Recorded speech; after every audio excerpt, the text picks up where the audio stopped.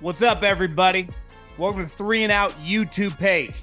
I'm John Middlekauff, and we are talking football all day, every day. Make sure you subscribe, like the video, share it with your friends. Let's roll, baby. Okay, Middlekauff mailbag.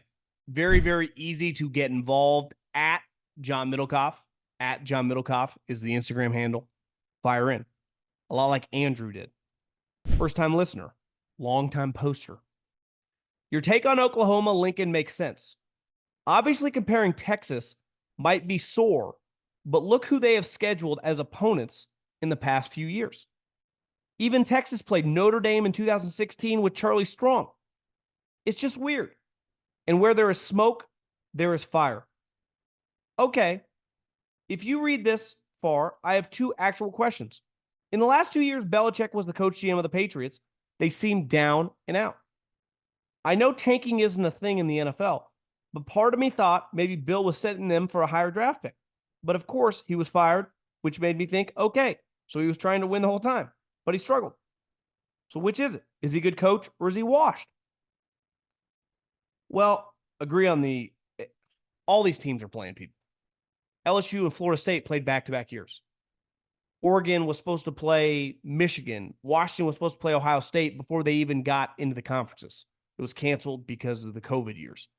But everyone's playing everybody now. Like, no more excuses. No more hiding, no more running. Every coach is trying to win in the NFL. When you lose, it's usually one of two things. One, the roster sucks. Or two, your quarterback situation is a disaster. Or roster sucks / you make some bad coordinator hires / the quarterback position. I think Bill falls under those two categories. What he did with Patricia and Joe Judge is obviously something he'd like to have back. There's no disputing that. It was a low point of his storied career. Happened to Andy Reid. He made Juan Castillo, when I was with the Eagles, the defensive coordinator. Obviously, he would like to have that one back.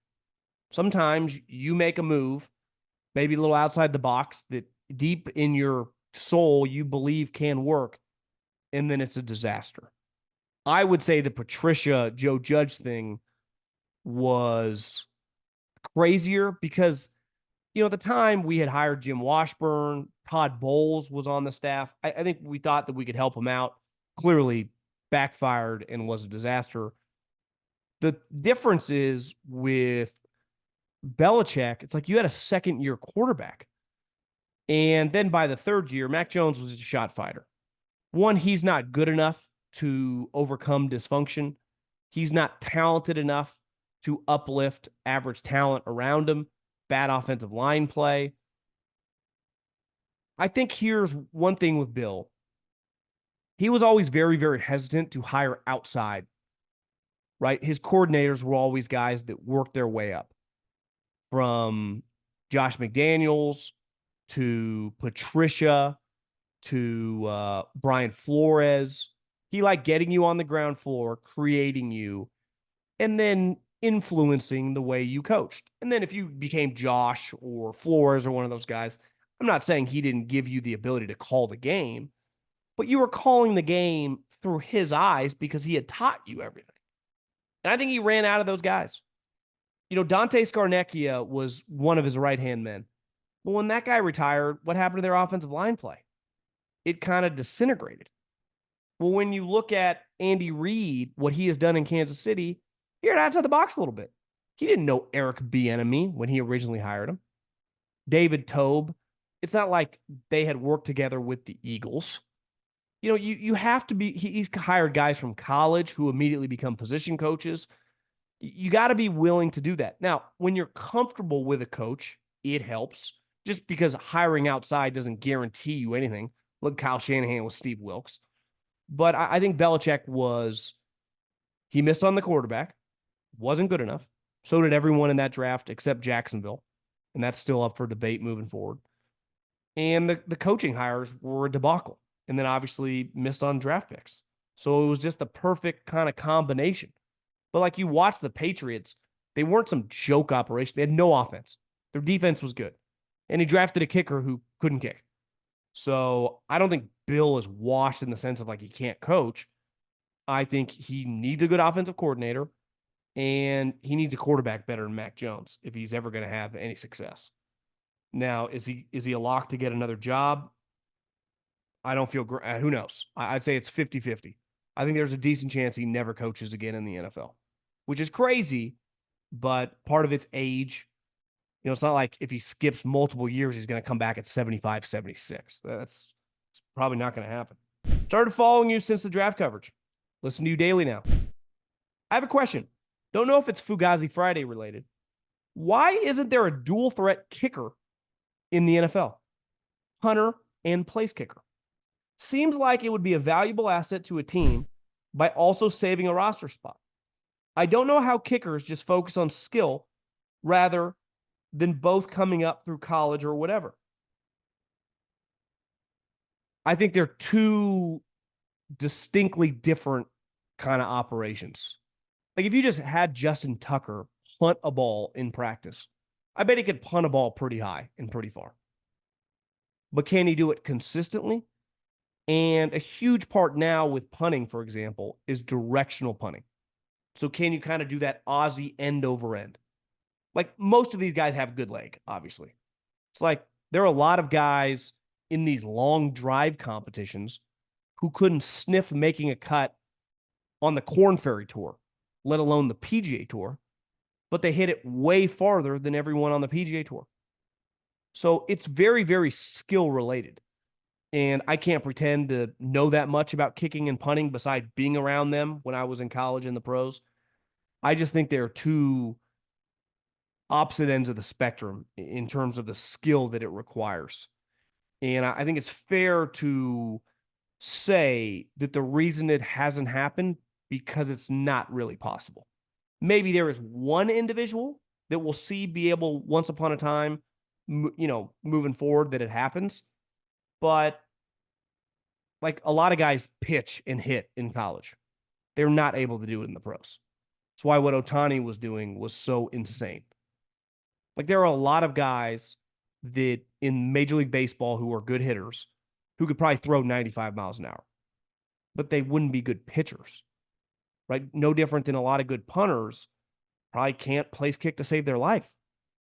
So I don't, it's hard for me to get too in depth because, I'm not a kicker, but having watched the way these guys operate, I just think it's a lot different. Now you could argue, well, they got so much time on their hands. Why don't they practice the other one? I wonder if it's just one of those skills that you can't kind of master, because that's what you have to do. You have to master it. You could argue even at the college, but definitely at the pro level. And if you're not a master by the time you get to the pros, I can't risk my job with, I got a high-end punter who's a decent field goal kicker, but I can't trust him from outside 40 yards.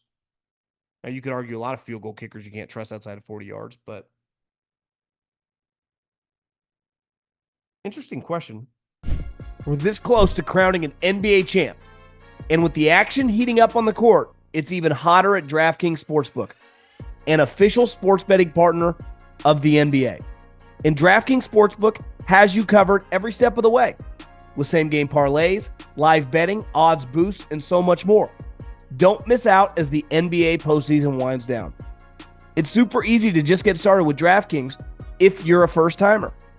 Try betting on something like a team to win. Go to DraftKings Sportsbook app, select your team, and place your first bet. It's that simple. And if you're new to DraftKings, you got to check this out. New customers bet $5 to get $150 in bonus bets instantly. Download the DraftKings Sportsbook app now and use the code JOHN. That's code JOHN for new customers. Get $150 in bonus bets when you bet just $5. Only on DraftKings. The crown is yours. Question for the bag. This is in regards to the Kirk Cousins deal with Atlanta. If Penix does look amazing and ends up beating Cousins out for the starting job, could Atlanta trade him without having to pay the fully guaranteed money? Example. After this year, Penix looks the part and beats him out. What would Atlanta get for him? A 4th-round pick? Also, would the team trading for him be responsible for some of that fully guaranteed money?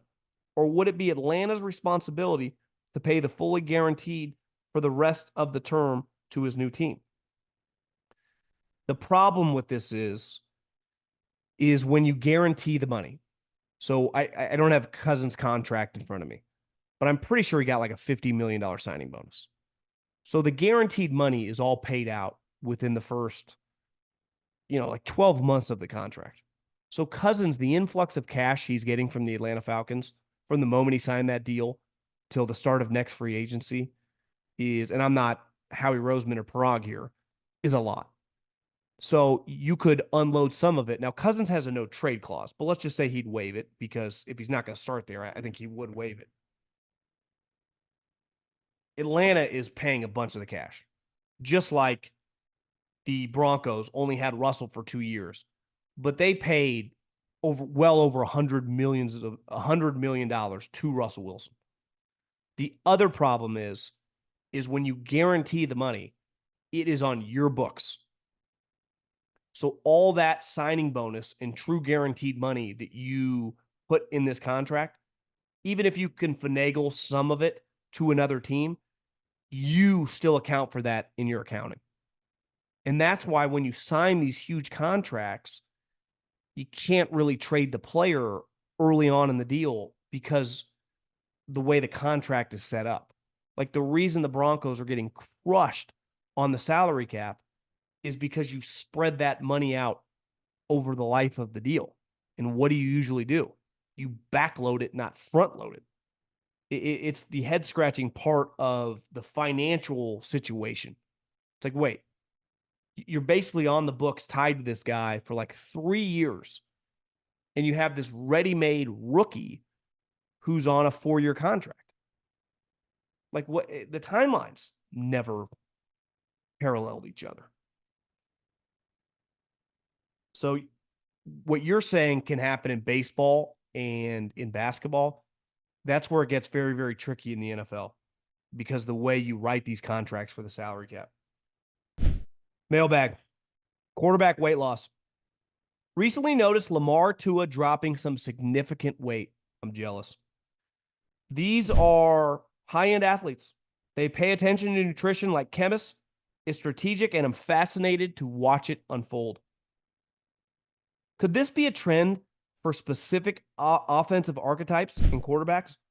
Lowering the player weight to complement the ever-increasing offensive-leaning league as quarterbacks are getting protected more now than ever and after touching the ball. Thoughts? Go Aggies. I think he means the UC Davis Aggies. I don't know. I haven't thought that much into it. I actually don't think you're protected in the sense of you get penalties when you get hit, but you still get hit. So Tua, like, is the reason they faltered, I guess 2 years ago he was concussed and not playing, but last year, is the reason they didn't make the playoffs because he carried 10 extra pounds? Or is the reason they didn't make the playoffs is because of his average arm doesn't translate to freezing cold temperatures? Because I don't know what weight loss for Tua specifically. Lamar, I haven't seen any pictures of dramatic weight loss. Hell, he hasn't been in camp. I haven't seen him. He would have a better idea of I need to be a little quicker when I run. I don't know. I can avoid hits because I'm such a great athlete. Tua's a pocket quarterback. So if I'm a pocket quarterback, I want a little girth. Why? Because I'm going to get hit. Like Rivers, Eli, Peyton, Tom, they're sitting duck. Tua's a sitting duck. Well, I can't quite understand it unless he thinks he's going to get more athleticism being a little skinnier. But you kind of are who you are as an athlete. Might help for like a marathon, but not a quick sprint away from a high-end linebacker. But I'm with you. This was done for a reason with Tua. Like there was a reason behind it. He thinks it's going to make him a better player. I don't logically can figure out the reason because he's not a scramble guy. I think it's a bad move, would be my initial reaction. The other thing is, weight's weird with players. Sometimes, if you're legit too heavy, it's a problem, right? Shaq had moments when he got too heavy. It happens to offensive and defensive linemen, right? Jordan Davis, clearly there are some times when he's too heavy. I'm not trying to throw Jordan Davis under the bus, but he's a guy whose weight, 350. And obviously there's a big difference if you lose 20 pounds for endurance. But I think with a quarterback, why does losing, let's just pick a number, 12, 15 pounds when you're not that big? Like if you're Roethlisberger and you weigh 265, 270 pounds, if you want to lose 250 pounds because you think it easier on your joints, you're still huge, understand it. I don't quite get it with Tua.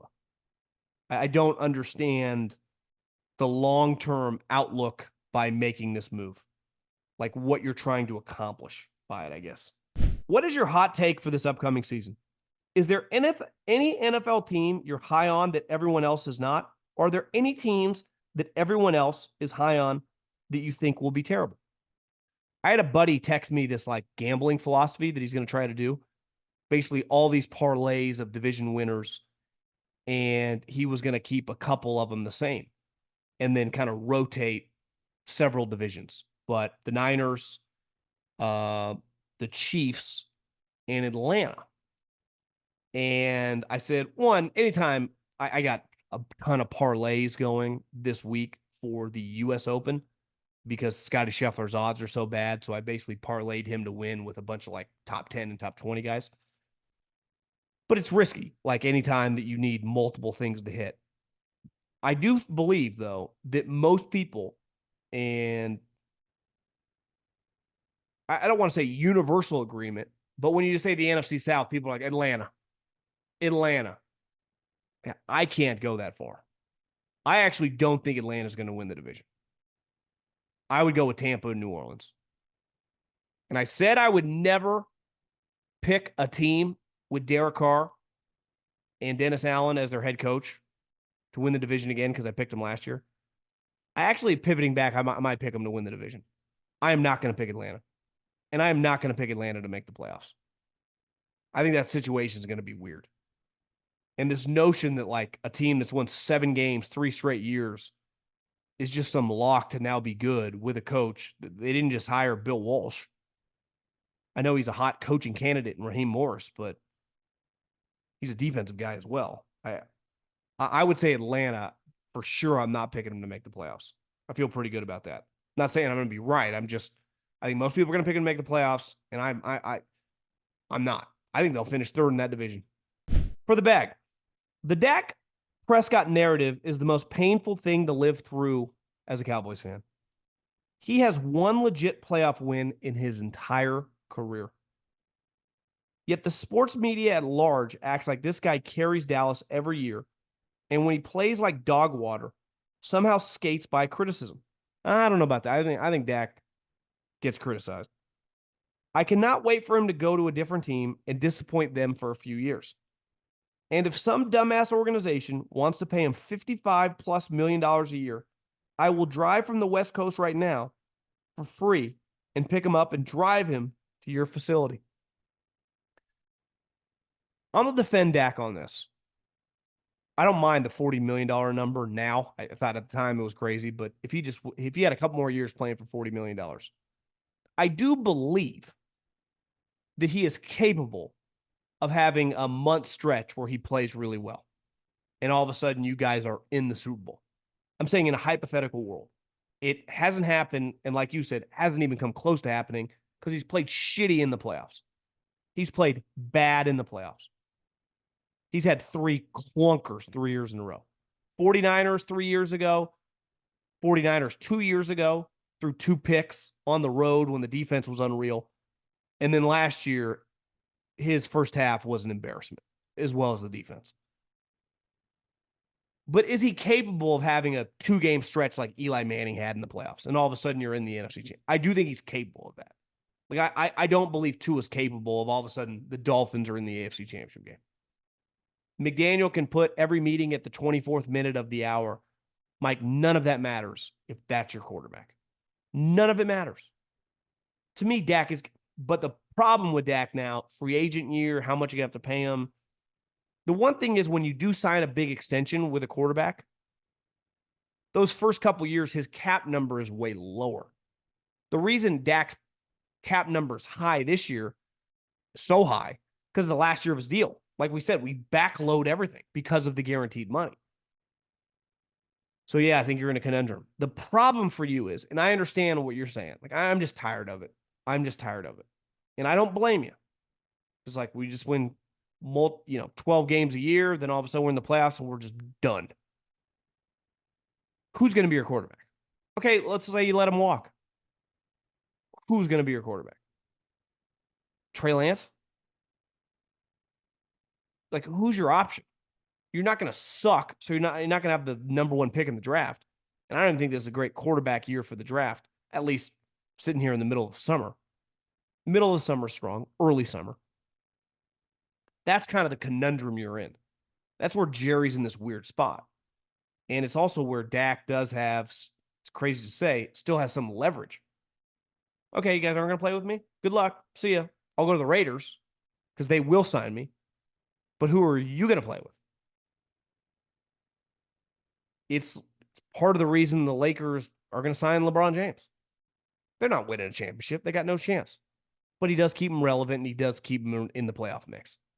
And Dak does keep you in the playoff mix. And there is something to be said for that. And you can argue, I want more, and I don't blame you. But how do you do that? Like, how do you acquire a top 10 quarterback? And the answer is you can't. Unless you just get lucky in the draft like you did with Dak Prescott. And I think the hard part is with Dak, and this is the hard part, I think sometimes in pro sports, is when the front office and the coaching, when people really like the guy, that's worth something. It's easy to get rid of someone you don't like Jay Cutler's driving me nuts, or, whatever. We've seen a lot of these situations over the years. Aaron Rodgers with all the BS driving me nuts with him, threatening to retire or not show. It's like that kind of does everything the right way, which is probably working against you making the pivot. But the unknown's scary, man. The unknown's scary. It really is. And if you have no answer at quarterback, he's a flawed player.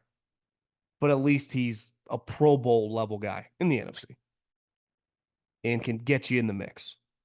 You remove that, I think the answer is, what do you do? Now, if your mindset is never always hesitating to worry about the unknown, you're never going to get anywhere in life.